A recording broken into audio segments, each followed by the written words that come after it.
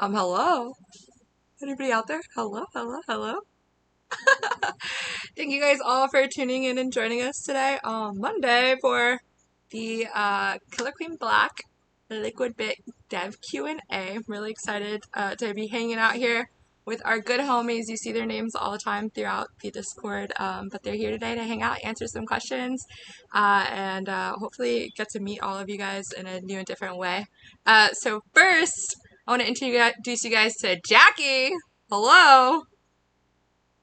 You're still muted, Jackie. I don't know if they can hear you. Unmute, unmute, There we go. unmute. There Okay. we go. Hi, everybody. Jackie Larash. I do marketing and communications, content management. So you'll see me in the communities lurking and chatting. She's the person who combs through the almanac, supports all of our IGL streams, supports all of our community casters. So make sure you show Jackie love anytime you can. And then, of course, we have hanging out the man of the hour, Mr. Matt Tesh of Liquid Bit. What's up, Matt? Man of the hour. We'll see. We'll see. Thanks for having me. Yeah, we'll see how this goes. So, we're kind of just lots of content. Jackie has combed through all of it for us today. We're gonna kind of just go through all of the questions. We had over 70 questions from the community come through. So thank you guys for submitting them, taking time to ask questions and get involved. We're really excited about that. So we're going to start with some of the easier ones, and then we'll move into some of the more specific ones, talk about physics, weapons, maps, the marketing, all that other fun stuff. And then, yeah, we'll get on our way. I know you guys have some fun Monday night shenanigans to do in the server tonight, too. Right? You guys ready to go? Yeah, we're ready. Okay, cool. Let's do this. All right, so there's a lot of questions that were a little bit similar, so I'm gonna do my best to kind of paraphrase those or like put them together. So if you don't hear me word for word, do not come for me. Okay, we heard them, we read them all, and I promise you your answers or your questions are gonna get answered. So first, what do you think about displaying KQB Discord.com on the home screen? You have any opinions on that? Yeah, I think it's a great idea, and we just did it. I love starting off with the easy ones, right? Yeah. Yeah, cool. Yeah, it was a long time coming. Honestly, we kind of went back and forth on whether we wanted to do that or not, especially since it's not clickable. Can't do anything with it on Switch, but I think the argument is overwhelming, and we eventually came around that we should be pointing people to the Discord server, as it is the best way to play the game in its current version. So good idea, and it's up there. Hopefully, we see some increases in traffic. Hell yeah. Is the Purple Heart with the Thanks for Playing achievement associated with the community's weekly Purple Heart Award given out for IGL? No, it's not. And like normally we probably wouldn't like talk about achievements, but this one is so simple. All you got to do is watch the credits. I cheated and I asked Adam, and then I felt mad that I asked him. I shouldn't have. I feel like we have to earn that Purple Heart just like you do in IGL, but I'm glad that it's out there for another achievement. But it also shows us how many people are watching the credits, which we find hilarious. Can we have playtests that include more people and last for longer periods of time? If you want to just also preface this with kind of like going about how we currently do playtests, and then kind of answer that one too. Yeah, I mean, there's a playtest tonight, right after this. They tend to come as we're closer towards the end of patches, right? I mean, you can kind of think of when we're building a patch, it's like reorganizing your room, right? Like, so everything gets ripped off the wall, like half the stuff doesn't work until you start putting it back in place. And so towards the end of the patches, when the room is starting to look a little bit more normal or how you want it, that's when we put it out there. I think if anything, the last patch, which was unique in so many different regards, what really proved is like, we need to get it out into the player base more often with more people, and figure out a way to do it unsupervised, right? Like, I mean, we want to supervise playtests and get feedback, but a lot of great stuff comes from just fooling around, right? And so if we're just on the Discord for an hour while everyone's playing, we're getting a lot of great feedback, and we're taking that in, we're incorporating it.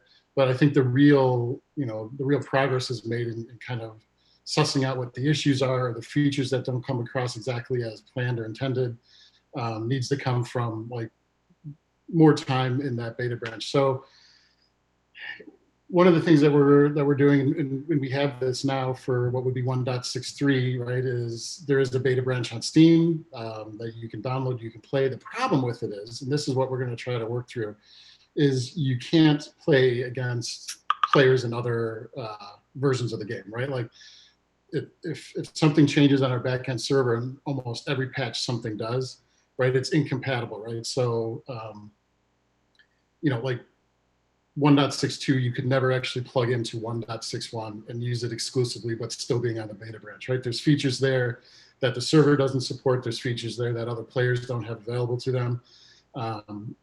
If we ever have a patch that we're able to not have to modify our back end, our dream is to be able to run a beta branch against the live environment and then collect feedback that way. But yeah, we want to increase the size of the player pool. We want to formalize the process on becoming a play tester. Right now it's, Chris usually just kind of throws an invite out there in the Discord, and we get who's available on that day. It needs to become a more formalized process and last a lot longer. So we're totally on board with that. Yeah. Awesome. Can you say how long Nintendo review period was without violating any sort of NDA?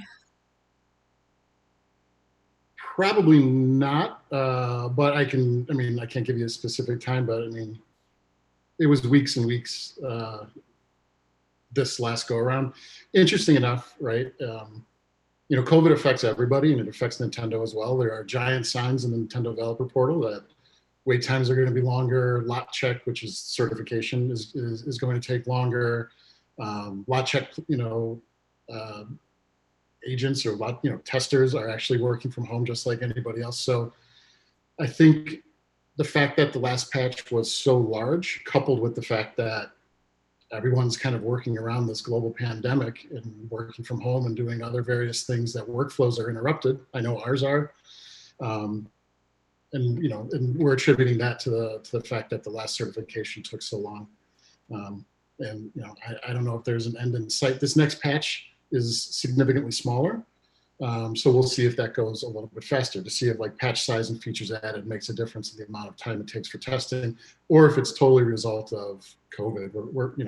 We don't know. They don't tell us. We're just trying to extrapolate to the best of our knowledge, just like everybody else. Yep. So for those of people who aren't necessarily familiar with all of this, obviously once the devs come up with nice little patch and all the fixes for all of the things that they're looking to do, all that stuff has to get sent out to the various platforms that we play our games on, and then there's an approval process from there. So in a normal world, like 2019, things might have run a little bit quicker, maybe.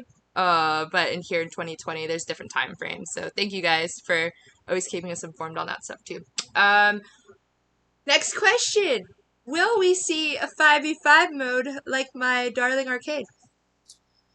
You will not. You will not, right? That working with Bumblebear is incredible, and while that there is a ton of overlap between Killer Queen Black and the arcade, both with the community and with the overarching, high level 3 ways to win dynamic. 5v5 is not in the cards. And I will tell you this: we tried it, right? Like, we tried it when we were prototyping this game with Bumblebear.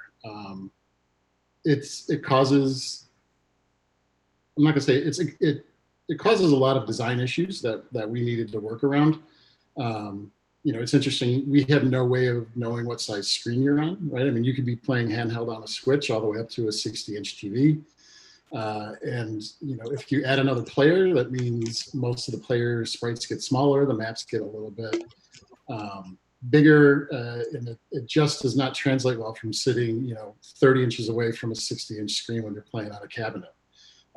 That experience on the cabinet is I think it does a lot more than you would expect in terms of denoting like the speed of the game, the speed of the players, as well as kind of feeling like you have a lot of space. When we don't have control over that, we found that like 5v5 was incredibly crowded, and it could be a really, really bad experience unless you're playing on a massive screen sitting very, very close. And so we went with 4v4 for that and a lot of other reasons.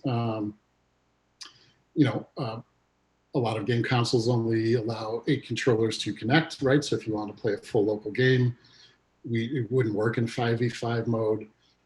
4 is kind of the sweet spot for a team in terms of, when you're teaming up with other people online or locally. It made a lot of sense there. And then along with all the other design considerations that we had to take in place. So it's not that we're like putting our foot down. We hate the idea of 5v5. That's not it at all. It was not a good experience at home. And anybody who wants to play 5v5 Killer Queen Arcade, please go play 5v5 Killer Queen Arcade when it's safe to do so. When it's safe to do so. Yeah. And enjoy it, separately from Killer Queen Black. Yeah, for sure. And if you are interested in playing Killer Queen Arcade when it is safe, wherever you live, there's a nice little map on the Bumble Bear website, or you could just DM me and I'll tell you, because I oddly know where every arcade machine is. How much of the changes in the Beetlejuice patch are a result of Abs versus the Blood Queen? I don't know. None. I'm not really sure what this question means. They're two very different games, have nothing to do with each other. Yeah, I mean, none, really. All right, so we're going to move on a little bit more into some of the physics questions that were brought about with this patch. There is a couple of different things that happened there. Well, speaking of, actually, let's backtrack for 1 second. I'm going to go ahead and pop up on the screen the official patch notes. So there were obviously enhanced party features here and custom match enhancements that you guys had brought about based off of a lot of feedback from the community, us being so involved with the Indie Gaming League and that being such a big part of our competitive gaming experience within Killer Queen Black. Lots of updates to go through there. So the second part of that also being the gameplay enhancements. So they're up on everyone's screen right now as we're talking. I'll kind of pop back into them as you refer to any of them. But we'll go into a couple of questions there. Beasley's getting her popcorn. Do it, girl. Do it. First question. From your perspective, are we as players overreacting a bit, and will we get used to everything, or are the concerns about physics changes somewhat valid? Yeah, listen, I mean, it's not us to say whether a concern is valid or not. If it's your concern, it's valid, right? Personally. That being said, right, like after we released Beetlejuice, I got a really nice note from Josh DeBonis. So for those who don't know, Josh DeBonis and Nick Nikos, the original creators of Killer Queen, which is the cabinet version, and our partners in Killer Queen Black, who we work closely with. And, it made me feel really good, right? Because, I'm reading through all this stuff and starting to sweat. And he hit me up. He's like, hey man, listen, he's like, this is totally normal. This happens in KQA all the time. And after a little bit, everyone just gets used to it and goes on with their lives. And so, as the question is worded, yeah, it's valid. You spent a lot of time in the game and becoming used to gameplay, and we totally get that. The same token, the game is going to evolve and it's going to move forward, and we're going to continue to iterate on it and make it the best that it can be in our minds. Some of which things you may agree with, some you may not agree with, some you may agree with over time, which we're hoping that happens with some of the physics and the movement changes that we've made. So I'm hoping that it just kind of settles in and everyone kind of gets used to, and at least after this conversation has an understanding of why we made some of the changes that we made. Awesome. So can you talk to us a little bit about what was the intent behind the physics changes in the update? Yeah, so believe it or not, right, like our jump we were never happy with it. I mean, from when we launched the game. And I think if you rewind a little bit to when we rolled the game out, as a small dev team, running out of money, dealing with platforms that are, kind of asking where the heck we're at. We can hide behind we released an MVP, and that's what you're seeing is us, continuing to iterate on it and making it better. but you know, I mean, it was never quite where we wanted it, right? Like there was never really a dynamic jump based on button length, right? It was like one or two. You had like one or two options, right? It didn't scale over the curve as much as we wanted it to. It felt like you were kind of stuck. Um, you know, and really like this is kind of the mechanic that we were looking for and moving on with, or wanting to move on to since day one. You know, so the other thing I really want to say is I know that, you know, how many people have gotten used to it, but we did see it as a barrier to entry for a lot of new players, right? I mean, we got a lot of feedback from new players saying, you know, it didn't feel intuitive. The platforming was wrong. Platforming didn't feel good. I couldn't do what I expected to do. Feels like I'm stuck in mud, you know, all that kind of stuff. And we listen to new players as much as we listen to our veterans, right? I mean, every player starts as a new player, and it's our job to keep them engaged and retain them to the point where they can, you know, reach the point of, you know, kind of veteran status of playing the game, and then allow them to provide us input at that level. But it's still just as valid. And so this was also an attempt to, you know, correct what we saw as one of the gameplay things that was turning new players off was essentially a lack of control. And that coupled with working with the runners to try to give them more ability to juke and evade, give them more in-air movement to make them a little bit more powerful, you know, was really the intention of what we were looking to do here. And we ran it by, we did a lot of testing with new players at Killer Queen Black. And it was not universally, but the vast majority of the new players preferred the 1.62 jump mechanic. You know, with hard data points on, like, we would literally count the amount of platforms that they missed using the 1.61 jump mechanic and the 1.62 jump mechanic. I mean, so all the data actually even pointed to that younger players or early players are more able to adopt this new jump mechanic than what we currently had in place. And so, well, we hope that, you know, veteran players would be able to adopt it and get it. And we think, you know, and you will. It's not revolutionary. You know, it's really an effort to kind of bring the game down to what is a more intuitive control scheme that we found. And again, you know, backed by the data of doing the play testing, it was the 1.62 jump mechanic that we ultimately went with.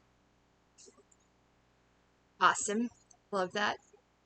Next question. Talking a little bit about how some people might have been a little caught off guard by some of the changes that happened. So is there anything that you guys would consider doing differently in the future when you're rolling out these sorts of things?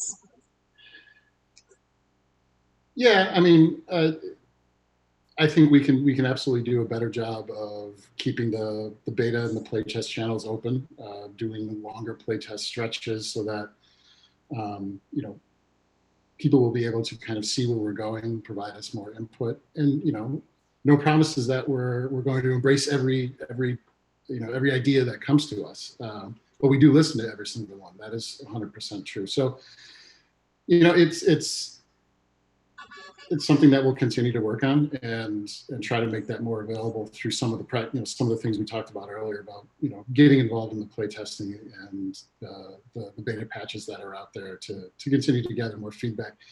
And, you know, even, you know, like I said, if you participate in that, you're going to be well versed and well aware of what's coming up in the next patch. I see a couple questions in the chat. I just want to dispel a notion that, like, right now, I don't even think Matt has to really go into it that far, that only Killer Queen Arcade players have given feedback on all of this, because it hasn't been. We're just gonna drop that there. So there's a couple of suggestions in our chat that kind of came back to us as far as the response forms about the gravity and how the physics have changed. So one of the questions was about why not just increase the gravity of the drones to improve the jukes and the gate snapping while keeping berries the same? Yeah, it didn't really work, right? So we did that, right? Like, that was literally our first approach, was exactly what you said, increasing the gravity and the air drag for the workers. it really screwed up berry throwing. So we went in and did another pass on berries, believe it or not, to make it as close as we could to 1.61, to the previous release. If you don't like the berries now, you would have been really upset had we not actually modified them to work better with the runner physics changes. So that's the reason that we went in there and did that. And you know, it's something that, you know, we'll continue to iterate on, of course.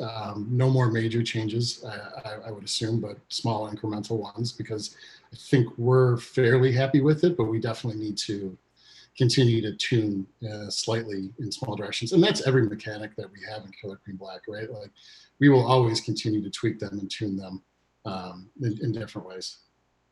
Awesome. And we talk a lot about how sometimes when we change some of the physics or the mechanics in the game, there's also unintentional consequences, right? So something that's been brought up a lot by the community is the way that berries are now behaving when we are throwing them. So I'm going to shorten this one a little bit, but just talking about the thought process behind reducing the height of berry throws. Maybe that wasn't intentional, maybe it was, but nonetheless, now there is a reduction in the height for berry throws. So can you talk a little bit about that? Yeah. You know, like, berry throwing in our mind was always supposed to be a high risk, high reward endeavor. And, you know, and this answer will apply to this question, plus many, many more that, you know, are talking about the physics and what we've done with the berries and the throwing and all that kind of stuff. You know, but what we found was, you know, players can use markers on the map. They can use button binds to basically just nail throws 100% of the time. And when we really think about it, right, like that's exactly the opposite of what we kind of intended with berry throwing, right? We wanted it to be high risk, high reward. You could miss. And if you do miss, that berry is going to get loose. And in a lot of maps where there's wraps between the two hives, you know, that berry could end up on the other team's hive, right? And so we really wanted to create a system that was more based on feel, right? And we wanted to create a system that is as close as we can get with like actual real life shooting a basket, right? There's two parts to that, right? There's your movement, and then there's the actual toss and the throw part, right? It's like a basketball player will jump and then shoot, right? And we wanted to kind of come back to that and get that based on feel and get that based on, I don't want to use the word skill, but outside of the realm of memorizing a position and pressing a bind, right? Like that's not where we wanted the game to go. And fully realizing that, because that is the meta now, we have introduced a big change there, and we're 50% nervous and 50% excited to see how the community adapts to it over time, right? You know, do we expect that berry throwing is going to come back to the point where it was? Honestly, yeah, I think it will. I think it is. Yeah. It's been like a week and a half, and it's almost there. Yeah. So it's not this revolutionary thing, right? Like, it, you know, I mean, it's coming around, and you know, and that's the reason, right? This is definitely a more feel-based technique now than an actual technical technique where it's like, okay, I hit the right pixel, and now I hit my bind, and it's in, and now I'm moving on, and it's exact button placement. This is more like, okay, well, what's my horizontal velocity? What's my vertical velocity? And when should I hit the throw button at the right point in time? That's what ultimately we're going for. Did we nail it? Probably not. But is it closer to the ultimate mechanic that we originally wanted this to be? Absolutely. I can tell you that as developers, you know, this whole, hey, I found my special spot on the map, and now I can hit bind and go, and the berries in, like that never crossed our mind. And so kind of looking at games and looking at how much this is that technique is taken off. It's really the antithesis of what we wanted. We wanted throws to be risky, and when you nail one, it's a very, very big deal. And also understanding that is going to impact the rest of the game and change the meta, but we will adapt and we will take a look at it. Awesome. So why the changes to jumping and throwing mechanics kind of already answered. I'll keep going down to the next one. The previous berry throwing and jumping mechanics were very forgiving, allowing for a wide range of useful throws from very low to very high angles without strict button pressing. The update has made getting somewhat similar low and mid angle throws and even jumping at the similar height intended much more exacting. Is the development plan for the future to continue this move toward a game that requires technical button pressing execution rather than simple, easy to learn mechanics? I think might be a little backwards in that last sentence, but you've kind of touched on that a little bit. If you want to. Yeah, yeah, you know, and that question is interesting, right? Because actually, in our mind, it's the exact opposite, right? It was technical button pressing. Find the right spot, hit the right button, and you're good to go, right? And now our goal, our motivation here was to make it more based on an intuitive feel. So, you know, I think the rest of that question is pretty much has been answered in terms of what we're going for. But yeah. All right. Can I get one word or one sentence response on the bind throw? I would take a look at the playtest tonight if you're very interested in that. Cool. Many players have agreed that Queen Controls feels a little bit better or more responsive. We've also noticed more bumps than normally would have been kills. We saw a lot of feedback today on that, so thank you guys for posting that in the bug reports. Is this related, and were there client-side changes that improved movement at the cost of accuracy to the server-side state, or is this all just a coincidence? Yeah, that's an awesome question. We don't know, and just to be 100% honest with you, right? There were no changes to the attack geometry on any of the players or anything like that. Hitboxes, colliders, and hurtboxes are all the exact same that they've been since 1.61 and probably actually even earlier than that.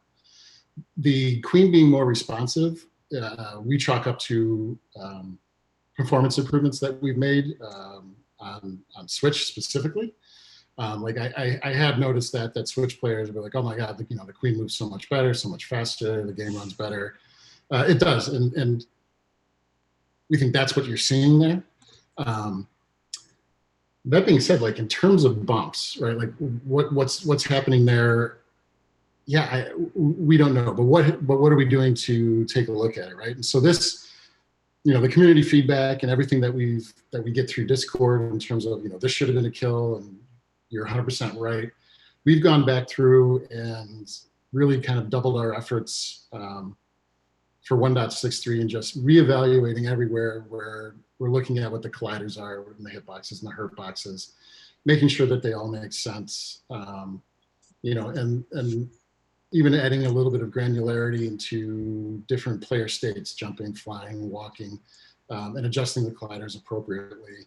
And so, we're doing a kind of a massive overhaul on all that, because what we have seen is like, okay, yeah, there are definitely some dead spaces in the colliders where hitboxes don't overlap, and that would cause a bump, and it probably shouldn't.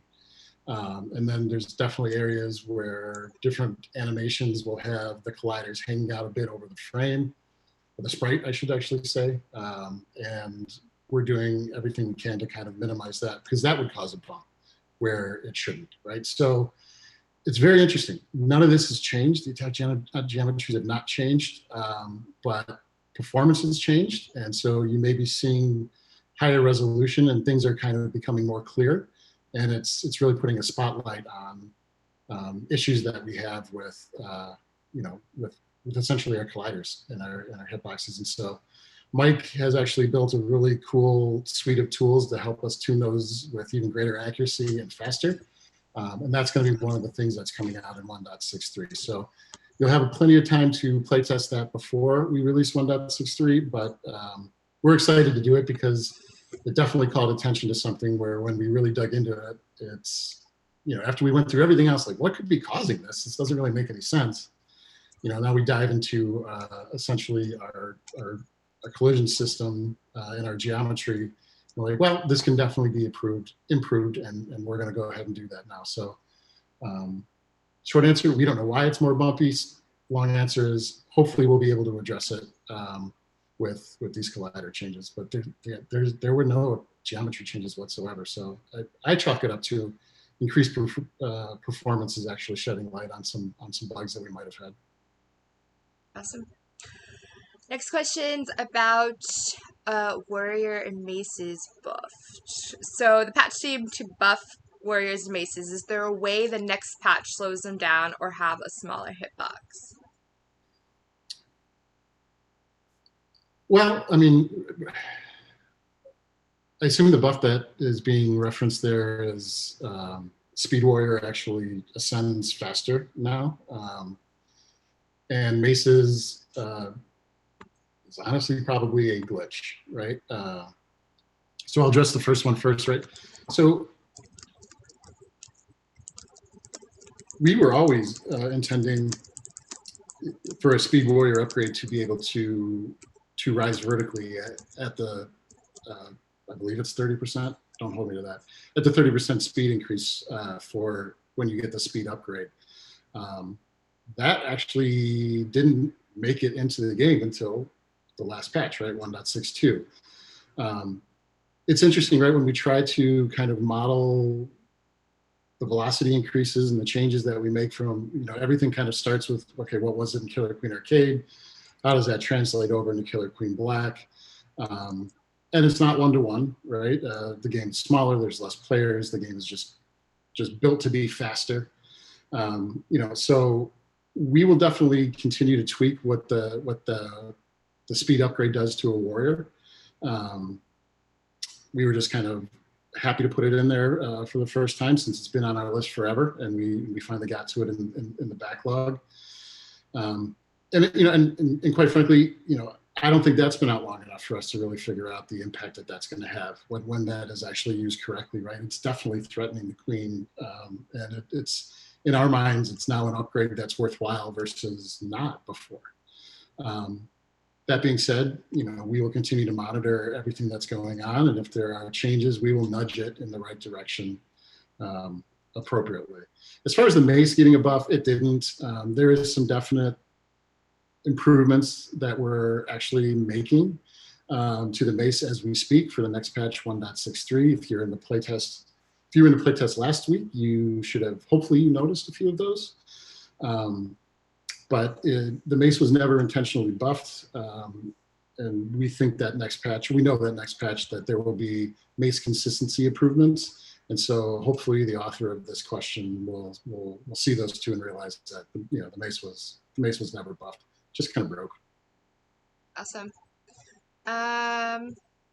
Coming back. Sorry, I skipped down. So.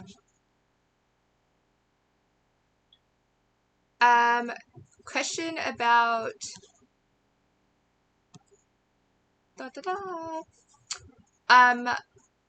as we continue to kind of create the weapons. We'll go to weapons because that one can kind of go later. There's another question later. So is the gun cooldown longer? If so, why? And why was it not in the release notes? Yeah. It's not longer. There were no changes to it. Sorry. Yeah, it's interesting. There have been a few things like that where people kind of call it out, and we're looking, and it's like, no, we didn't change that. Go through like a get log and a get blame, and it's like none of that stuff has changed for a very, very, very long time. So I'm not entirely sure why it feels longer to the person who asked that question, but no, it did not change. Is there any aspiring plans to add a brand new weapon to Killer Queen Black? Yeah, totally. We had a lance, and the lance was pretty cool. It was just a little aggressive implementation-wise for us to get it out at release. But it was still a favorite for all of us who kind of played it way back in the very beginning, the embryo stages of development of this game with that weapon. If I was a betting man, like that you will see the lance at some point in time, along with additional weapons. And I mean, and that's something else, right? Like if there are other weapon ideas that the community would like to see, we would be all ears, right? They have to kind of fit into, a little bit of the criteria and, area control weapon, pinpoint weapon, that kind of stuff, as well as kind of have a unique mechanic or attack pattern around it for it to be considered. The lance was pretty interesting because it went straight up and it actually went through platforms. And so you could kind of spike runners as they ran above you. So, that will definitely come back at some point, but yeah, there will be more weapons. Weapons are fun. Weapons are one of the most fun things that we get to work on. I agree. This one is for, I know exactly who wrote this question. Do you plan on bringing back shield trapping? No, we're not going to do that. I also just want to say, I was able to subtly trap a queen the other day. So I'm not sending you that clip because I want to be able to do it more again. All right, we're going to move into map changes. Obviously, some big stuff happening on the Helix Temple. So straightforward, why did you guys decide to change Helix? Did this have anything to do with the idea of balancing win conditions? Yeah, so for this one, I'm totally going to read verbatim what Seawall wrote, because when it comes to level design and level modifications, that is almost 100% his purview, unless he does something like radically weird. Now they know who to fight. No, I'm just kidding. Because he does a great job. He does. He really does. Shout out to Seawall. Shout out to Seawall. But anyway, I did ask him to kind of weigh in on this question, because that is his wheelhouse and where he maintains a lot of control. So I will go ahead and read it, and hopefully it answers the questions. So the reason for the iteration on Helix was primarily the staleness of opening at high levels. Econ is the strongest win condition, and that's fine, but it was always about the fight for the center buried pile. On Tally and BQK, for example, queens can fight for the center gate or try tagging the top gates first. So we were hoping that opening the floor up and making that pile slightly harder to reach would achieve that. And so as far as it seems like it is. We are also hoping that would have a secondary effect of slightly buffing snail, but as players noted, it actually makes the snail easier to clear, so that did not work. The top gates being further apart does not seem to be making it harder for a queen to hold them both, and the harder to reach berries on top definitely help with slowing berries in the endgame. And from the matches we've watched and played, famine or not, the endgame of the map is usually much more exciting now, as it's less about who can throw the perfect berry in and more about the entire lead-ups to the last few berries. With so few around, there's been a lot of hype about getting them down from the top. This is a long answer, Chris. We are surprised that we haven't seen many opens where a worker goes up and allows all of the pile and throws all of the pile down immediately. So anyway, we want to give a little more time for people to figure it out, but we definitely hear the animosity towards famine, and we'll probably try adding back one pile in the next patch. At the risk of making it easy to flood unopen again. We will probably end up, need some comments, buddy. We'll probably try adding it back in the next patch, at the risk of making it easy to flood unopen again. Our general approach is, of course, it's okay for a map to favor econ or snail to a certain extent, but ideally there should be multiple interesting ways to reach that goal that can be countered.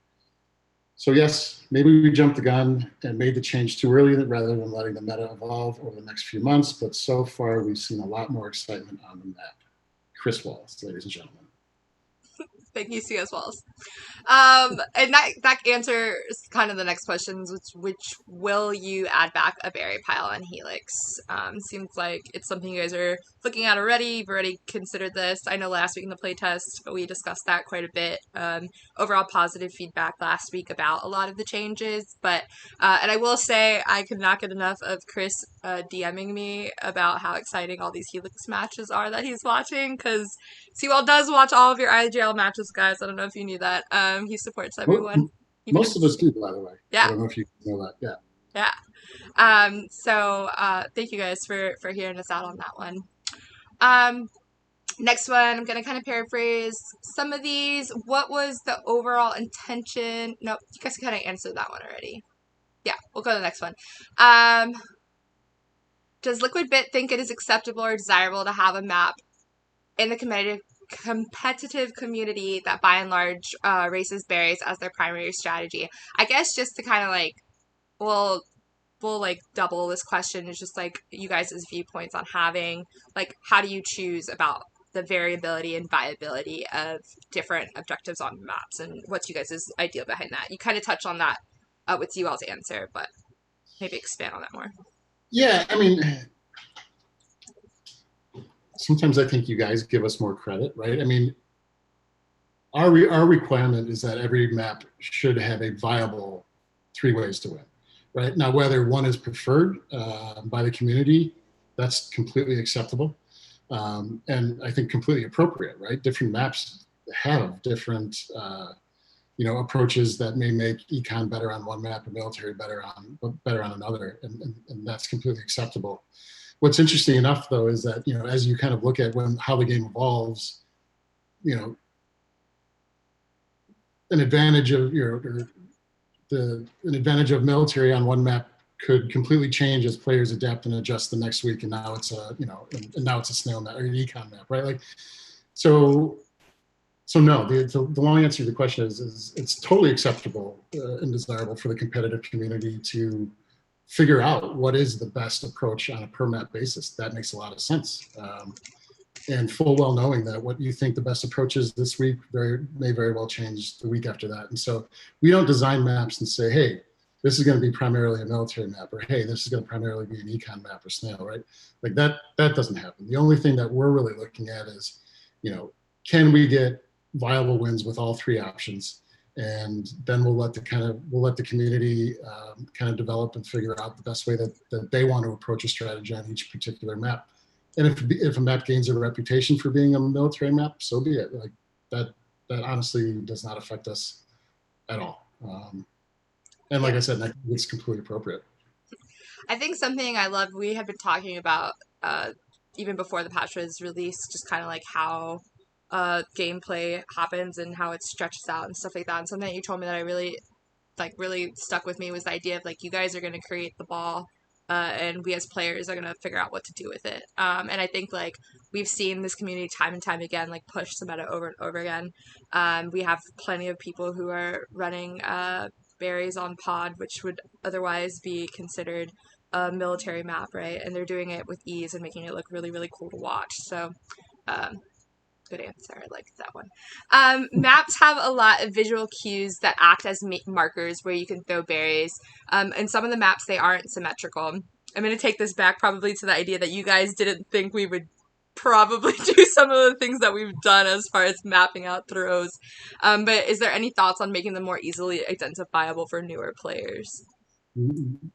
No, there are no thoughts to that, because quite honestly, they were never supposed to be symmetrical because they were never purposely designed that way, believe it or not, right? Like, you guys give us a lot of credit if you think that we're measuring out the distance from the blade of grass to, to the hive in the upper left, and like that's where you hit it. Like, I find it absolutely amazing that people were able to do that.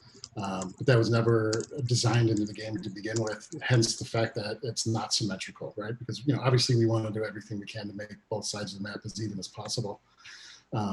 So yeah, really, really interesting that kind of came about. But no, don't look to us to continue to support that or enhance it. Because I think it also goes back to my previous comment on where we really wanted to take the workers and the runners. The workers and like with berry throws. And again, it's not I'm at this pixel, let's press the button. It's definitely more of a skill-based approach on, measuring your vertical, horizontal velocity and taking the shot when appropriate. But yeah, I mean, it may come to a shock, but that never crossed our mind when we were building out this game, that those individual, pieces of background art would be used as markers. So it's pretty neat that happened, but that's not the intent. Y'all are brilliant, KQB fam. All right, she's been here the whole time, looking lovely and amazing in the sky. We're getting to some marketing questions that you guys asked. So Sponsored streams. They're usually an efficient use of marketing dollars for video games. So are there any plans for that in the KQP future?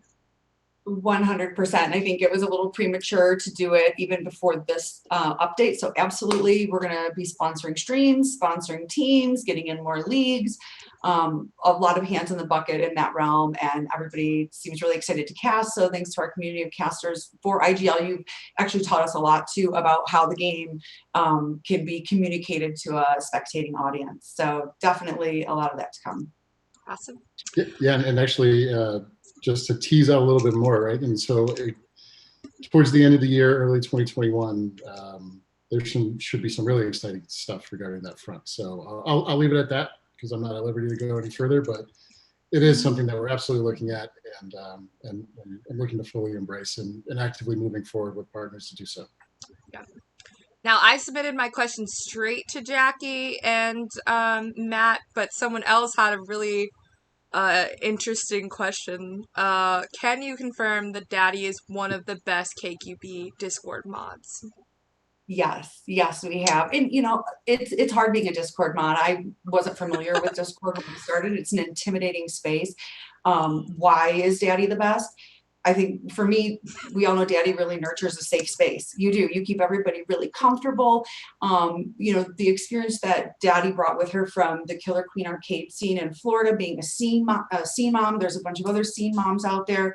And they're great mods. That's a great way to take what you've known from one community and parallel it, relate it to another community. I think the organizing of events, everybody wants to do it. It's hard. It takes a lot of time. We have folks out there in Discord planning events. We appreciate it, but like really, you know, to be a mod and to know people and to have the, you know, every Saturday and Sunday to ping, ping, ping, let's do this, and organizing it. So makes Daddy a great mod. We are getting more mods. So you think you can mod? Do you want to audition? We are looking at a new structure, mods, mini mods, you know, Viotech, amazing mod, as well as Ad13 UK. We have about a range between 5,500 and 6,000 people on our server at a time. So we are at a threshold. We do recognize that. I like the QP mini mod. You guys are all awesome. And I really appreciate the Discord conversations and all of our mods keeping folks where they need to be for now and making new channels, and it's fun. And we're all participating more, so big up to the devs too, who are not only in the chat tonight, but who are also, we're all trying to take more time to get into Discord because we know that's our core player base, and you guys are awesome. So definitely taking care of all of our communities, but we'll be more present in Discord too. Yeah. And while I am an awesome mod, Vio is an amazing mod as well, and also a spectacular Mahjong player. So shout out to Vio, who kicks my ass in Mahjong every day.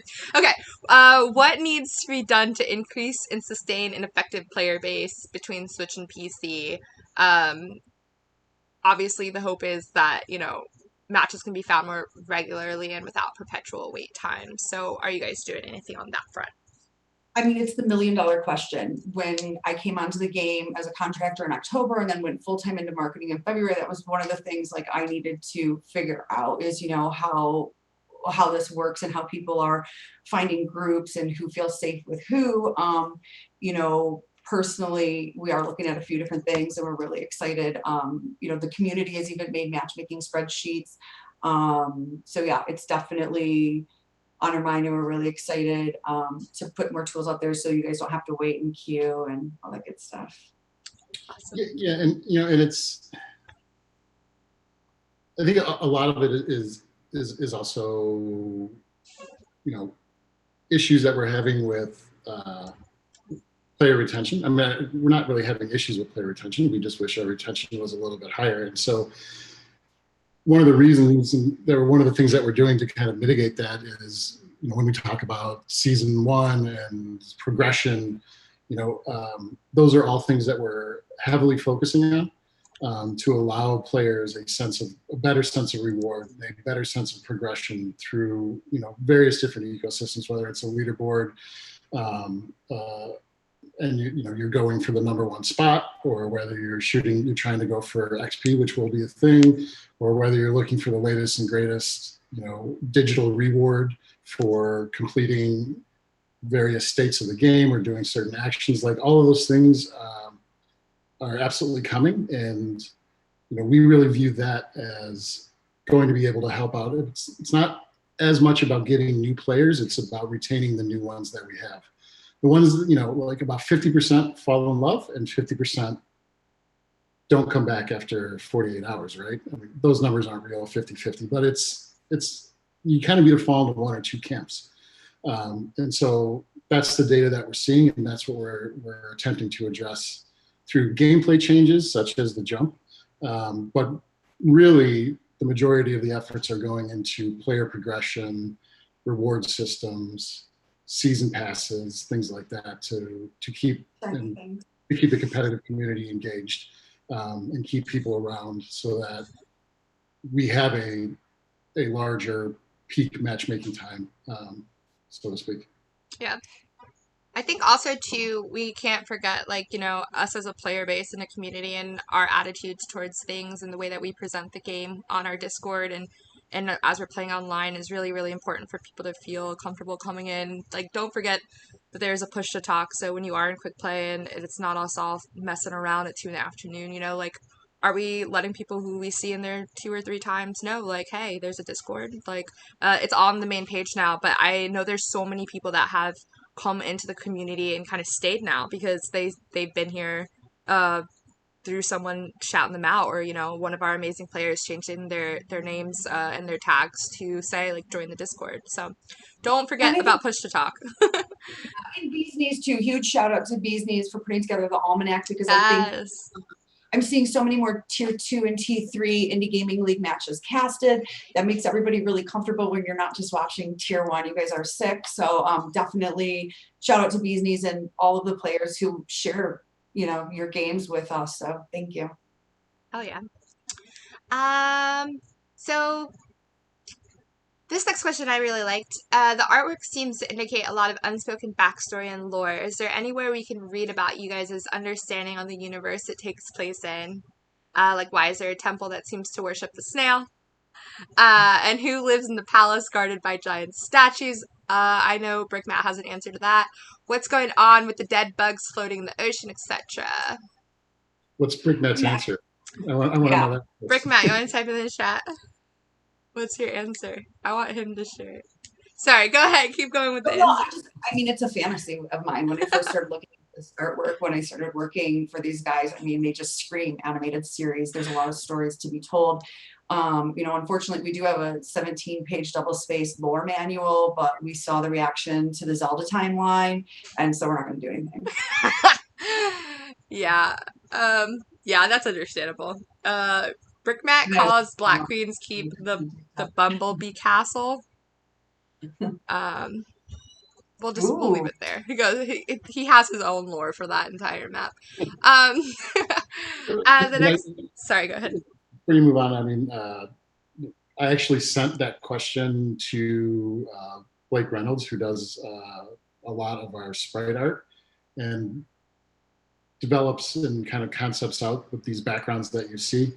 And he is kind of like our lore guy, right? Because it's his job to create something compelling and interesting, but that also works as a background, especially when you have gameplay in the foreground, in front of it. So he's got a very limited kind of color palette that he can work with to keep the separation. But his approach to drawing this is like he's got to come up with something interesting out of the ether, right? So he will sit there and essentially develop the lore for Killer Queen Black, and we have conversations about it. And so we have had hours and hours and hours of discussion about what the lore is, but it's almost strictly to develop the background art and not something that we're probably ever going to come out with. It's like a part of fan art. You guys do really good poetry, and yes, we can latch onto your stories. Yeah, awesome. All right. I'm gonna do, there's a couple more, we're almost through. I think we're doing good on time here, guys. So talking about the mace, there was these are kind of like cleanup questions at the very end. There was some mace kind of reworking, obviously, that Spire glitch that we know and love. So the extendo mace sort of thing, it's happening a little bit more egregiously now. You want to touch on that for a sec? Yeah, and I think I mentioned it earlier, right? And so Extendo Mace should actually hopefully be fixed in 1.63. And again, as if and when you all join the playtest, please let us know if you see it in other places. But yeah, Extendo Mace is not a real thing. Extendo Mace is an artifact of a whole bunch of different physics issues and collisions that we're seeing. Hopefully those have been locked down. And in 1.63, my bet is that you get to say goodbye to Extendo Mace, unfortunately. Sad daddy. Our customs. This question. I was a little. Should we ask this? But I think it's a valid one. Are custom games bad for the growth of the game? And have y'all considered trying to nudge players and customs into ranked, especially when queues are dead or taking a while? It's an awesome question and one that we think about all the time, to be honest with you. Yeah, it's not an easy answer, right? Like we understand that the community is tight knit. We understand that this is a 4v4 team based game. And we understand that you may want to play a specific team at a specific time. And we wanted to give you all the tools available to be able to do that, which is custom match. Is it robbing from ranked and unranked play? I'm sure it is. Do I have the exact math to tell you that? No, I haven't taken the time to figure that out yet. But it's tough, right? We don't want to do anything to compromise customs, right? And so there will never be any features taken away from customs to push people into ranked or unranked. But that being said, I think the way that we're approaching progression, as I mentioned earlier, with our season 1, with cosmetics, with kind of being able to go up with your season pass, the tiers that are associated with it, you're only going to be able to receive those rewards in unranked and ranked play, right? And so we're hoping with all this work that we've kind of put into customs before we've had season 1 ready to release, we're about it, except for the addition of Spectate, which will release in 1.63. That's about it for like our current plans on really not continuing, but our work on customs. Our work now comes into building out that progression, and that will all happen through ranked and unranked play. And it's some really great stuff and some really neat stuff that I have no doubt will draw players into those other game modes, which is where we need everybody. So that is our approach to that. But yeah, I totally agree with the assumption that the person who wrote the question is saying is, it's taking away from those other modes. Yep, agree. It's a player-based issue, which we're continuing to work efforts to grow that. But we've definitely got a lot of carrots out there, especially when we launch season 1, that should move players over into those 2 modes. So we're excited about that. Yeah, I think in total our community is, and I think it just speaks to like the love and passion of this game, wants to play this game at really high and competitive levels a lot. I think I would say to everyone, like, hey, don't forget there's quick play. Like, I found so much joy in the last 2 weeks from like just playing in quick play all afternoon when I have nothing to do at work, and sometimes it is fun to just go in there and clown around. So customs, quick play, IGL, do it all. I believe in you guys. There's enough time for all of it for sure. You kind of touched on this before, but this is a 2-part question, so we'll ask it. Were any changes made to Queen since the Queen feels a lot faster now? That was part 1. Part 2, thanks for considering the penguin hat. I wonder who wrote that.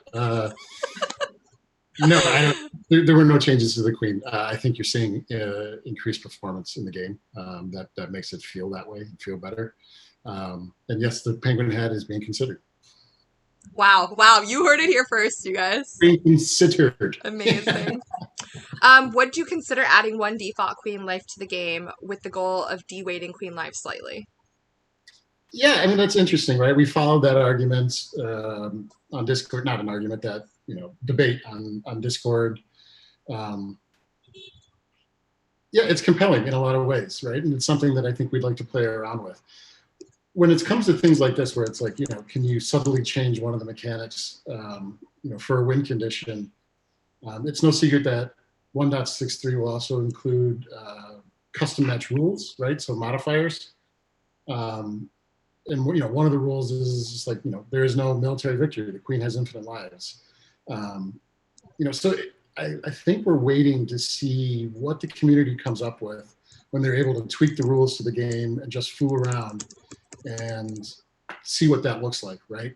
Before we make a permanent change to the entire game by the way, the Queens now have 4 lives.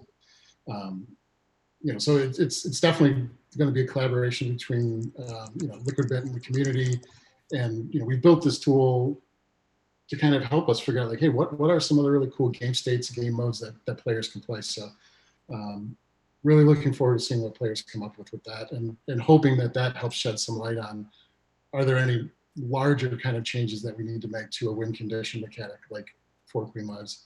And we'll see where that ends up, but it's not out of the realm of possibility.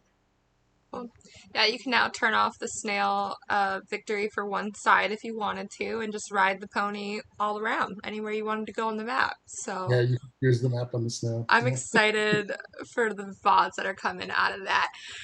Next question: how do you feel about the esports communities that have grown around your game? Yeah, grateful is the answer to that. I mean, we're just incredibly grateful to have the community that we have. We're incredibly grateful to get the feedback that we get, positive or negative, right? It means that what we're doing is making an impact, and that really means a lot, and it keeps us going.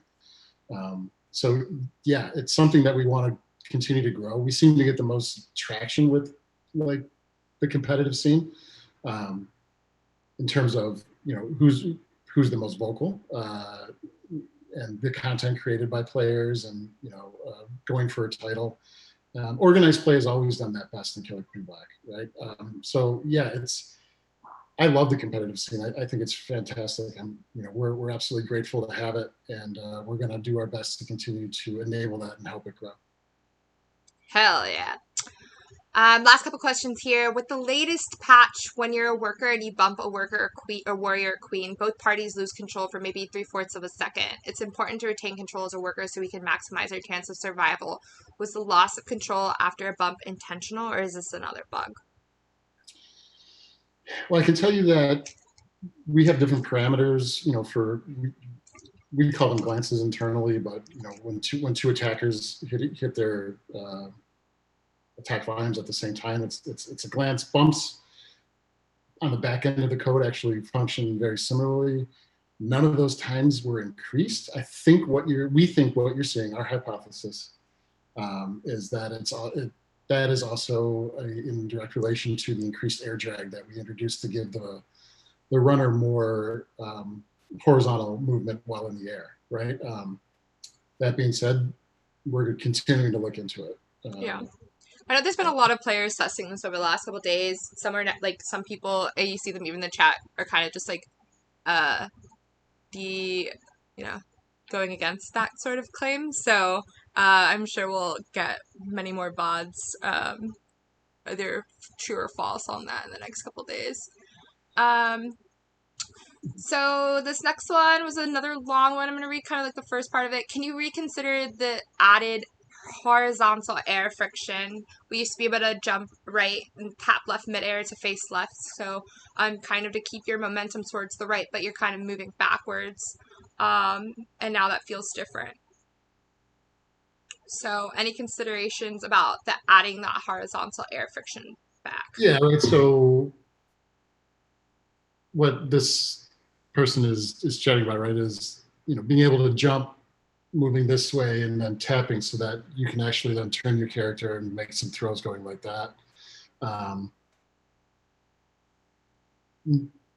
Maybe. I think the answer is maybe. Well, we could take a look at what we would do there. It's tough, right? In order to accomplish giving the runner more mobility while in the air, we took away a lot of this momentum-based play.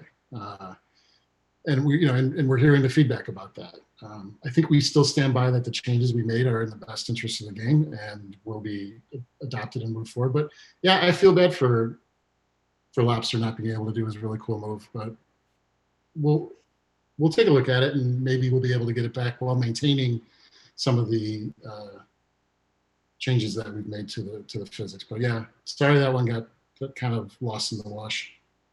Yeah. The next one kind of summarize, there are some players that have felt wary about their investments in the time into the new mechanics. and kind of just like this overall like, will this change again? Mhm. So what like do you have any message for those types of people and about learning the new mechanics and just all that's gone into that? Yeah, I mean, I think the first thing to understand is that this isn't just washed off of Liquid Bit, right? Like we read all these messages and the good ones and the bad ones, right? And understand that yes, you have done a ton of research into the game, and you know it just as well or better than we do in a lot of different ways. Um, and I think it's completely appropriate to feel a little heartbroken, sad, frustrated, angry that you spent hours and hours and hours as a player learning the right spots and the right places to hit and all this stuff to kind of nail the berry throws.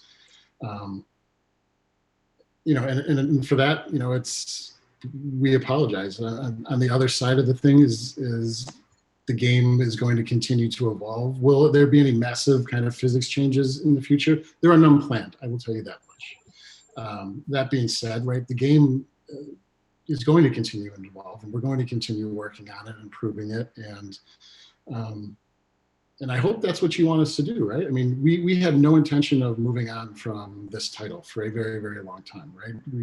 We're still in the embryo stages of where we know that it could go and what we want it to be, um, and we're going to continue to iterate on it in every way, shape, and possible, and try to improve. Sometimes we're going to miss, right? Sometimes this is not an exact science, right? This is game design. And sometimes things are going to fall flat, not land where we want them to, or be difficult to adjust to in the early stages of any specific change. So please know that, yeah, we fully feel you. We understand that you took a lot of time to kind of learn where to do this and how this works, and we changed it out from under you. We did. But it is our belief that these changes that we made are in the best interest of the game, and we hope that you'll be able to adjust to them as quick as possible.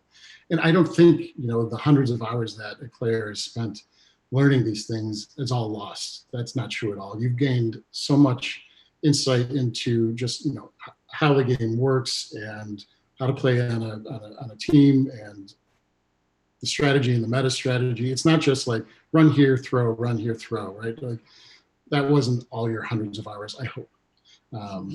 If it was, I'm doubly sorry. But and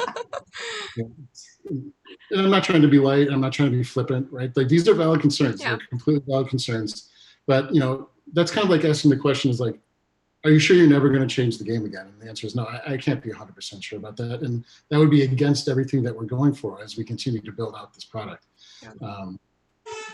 I think also just like piggybacking on what you're saying, you guys had mentioned that if this wasn't COVID times and things hadn't been, a little bit on the back end harder to kind of drop through, that these probably would have come in smaller patches as time went on, right? Yeah. Totally. Right. There's a lot of reasons for the gap in patches from 1.61 to 1.62. COVID is an enormous reason, but it's not the only reason. There were technical issues, Unity upgrades. Councils and partners need our attention. So things that you guys don't even see, right? We're working on in the background, Xbox and PlayStation and all that kind of good stuff. They need updates, they need milestone builds, all that kind of, and it was just really like the perfect storm. We got kicked. We didn't get kicked out of our office. We had to abandon our office because of quarantine, right? So we had to adopt a whole new way to work remotely, which is hard for game development, where you're used to kind of being in the same space and bouncing ideas off of each other and trying out prototypes. And we had to get a whole new workflow up in place, right? So it's a myriad of factors that kind of led to a very large patch. But that is, and I think history shows, and the length between patches is we usually go pretty quick, and we're looking forward to getting back to that. So everything should become in much more digestible bite-sized chunks. Yeah. So I should have asked the question about time estimates on PS4 and Xbox then. Yeah. Time estimates on PS4 and Xbox, Matt. Yeah, I mean, No, I mean, I'm not going to give any, right?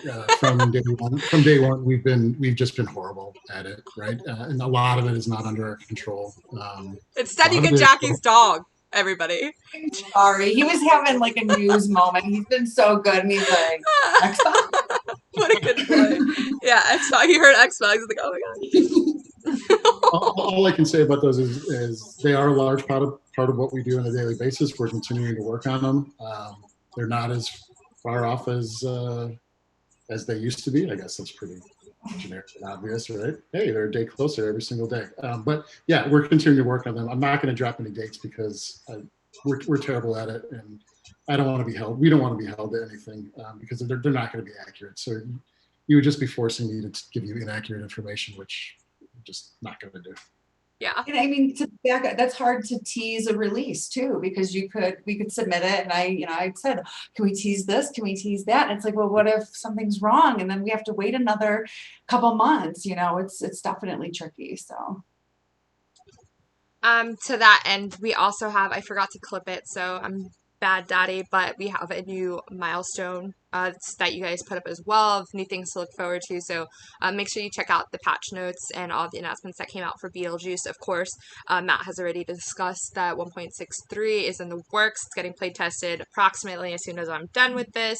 So there's a lot of good things that are coming that are continually being worked on, and all of you guys' feedback every single day has definitely helped on that. So if you see something weird, if something's off, please continue to post in bug reports or feedback general. If you just want to give a shout out or you're really excited about something, that is really important too. Like it doesn't all have to be like this isn't working right. Like it could be like I love this, and there's definitely been quite a bit of that. But I think just as much and as important as it is to know what people feel like isn't working, it's really important to know what is, because there's a lot of things that people are saying like, oh, this was fine before. And it's like, well, did you talk about how excited you were too?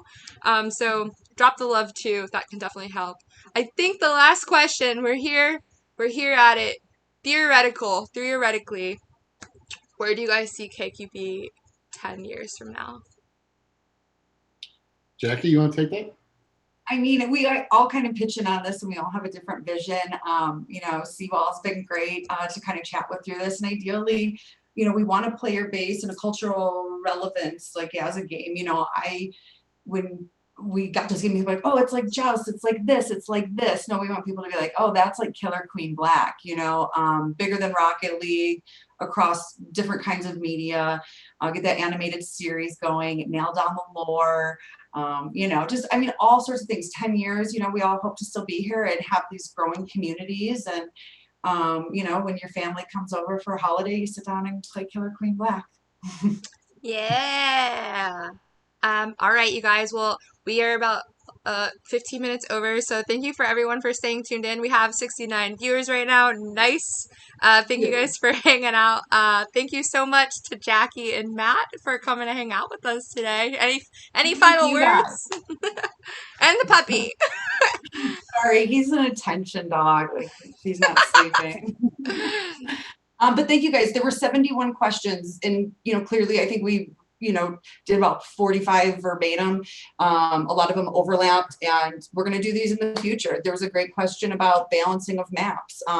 We'd like to have guests on, some of our players, to talk about that. So we're going to grow in all sorts of directions, and thanks for being part of the community. Thank you, Daddy, for hosting. Yeah, really background. Really appreciate the time. Keep the feedback coming.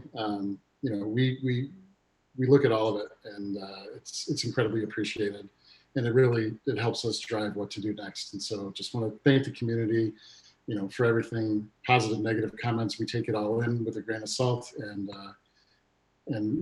we wouldn't be able to move forward without everybody in this community. So a giant thank you, and thank you for your patience, and let's make this game the best that we can together. Just really appreciate it. Hell yeah. All right, guys. Well, thank you for tuning in. Make sure we're going to have this recorded. It's going to be highlighted. It's going to be posted probably on YouTube somewhere, so you guys can check it out. Revert back to any of those questions again. If you have any more questions, of course, as they mentioned, the devs are always here to hang out with you guys. Make sure you're telling your friends about Killer Queen Black, telling them about the Discord. Really excited for all these new things that are coming along. Thank you guys for making this game what it is, and for the community for continuously cheering on and voting for this game every day, because you guys keep it what really what it is. So thank you so much. We're out of here. Bye. Good night. Bye.